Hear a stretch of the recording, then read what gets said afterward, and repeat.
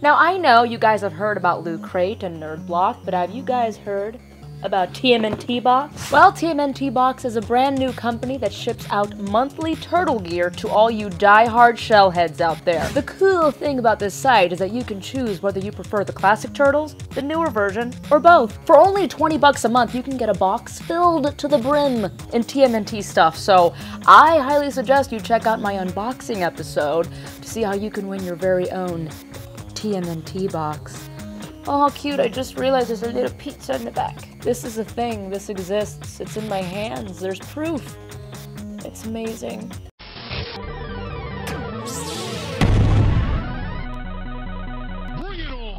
So last week filled my geek heart with joyous things. What's that? Jenny Lorenzo isn't spewing nerd rage? Well, sometimes I gotta milk the teat of the confetti it holds, alright? First and foremost, we heard that Space Jam 2 might be a slam dunk, and there are two very big things that lead us to think it is. Number one, Warner Brothers last month reportedly filled out a whole bunch of trademark requests for Space Jam, a movie that's over 20 years old. God, I'm old. Okay, so why would you do that unless you have plans for something big? In addition to that, LeBron James signed a contract with Warner Brothers to make a bunch of films with them, so this leads everyone to believe that this has to be true. Unfortunately, now it might mean that LeBron is truly as good as Jordan, if not better.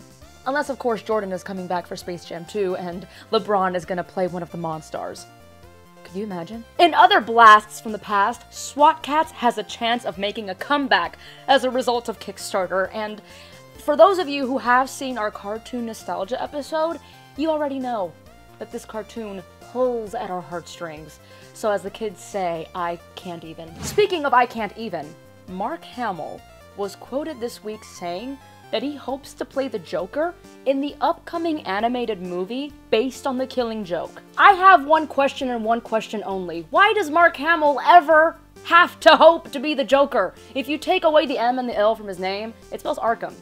So, it's like he was destined to play the Joker. Hope? Really? Not only that, but Warner Brothers, listen to me. Follow Tim Burton's formula when it comes to Batman and the Joker.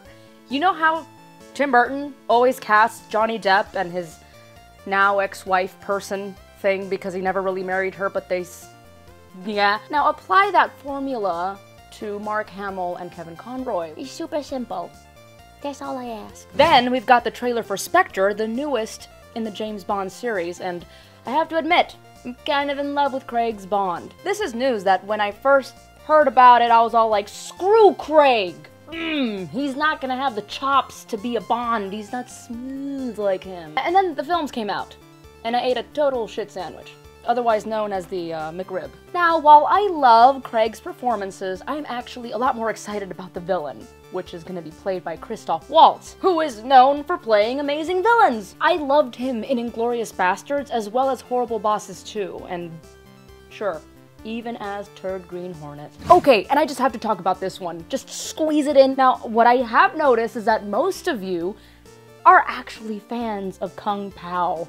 And holy shit, if it have bleh, I can't speak because I'm so excited. If you are a big fan of Kung Pao, like me, you've been waiting for 13 fucking years for the sequel. The sequel that they promised at the end of the goddamn film. That's a lot of nuts! And we all thought it was a joke.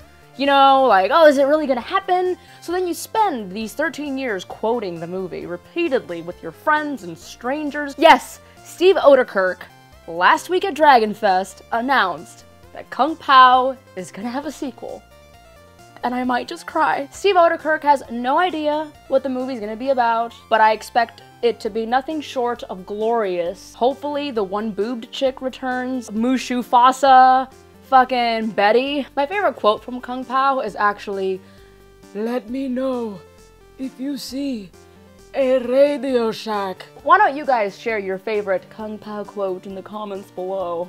I'd love to have some more Kung Pao bonding. As always, folks, be sure to like, comment, subscribe, and share, and visit aggressivecomics.com for all the latest and greatest in geeky news. Oh, and be sure to check out the TMNTBox.com link in the description below. And as always, stay geeky, my friends.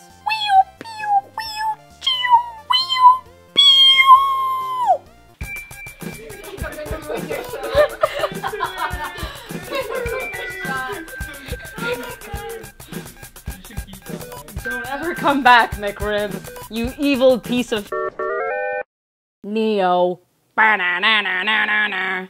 Spotting.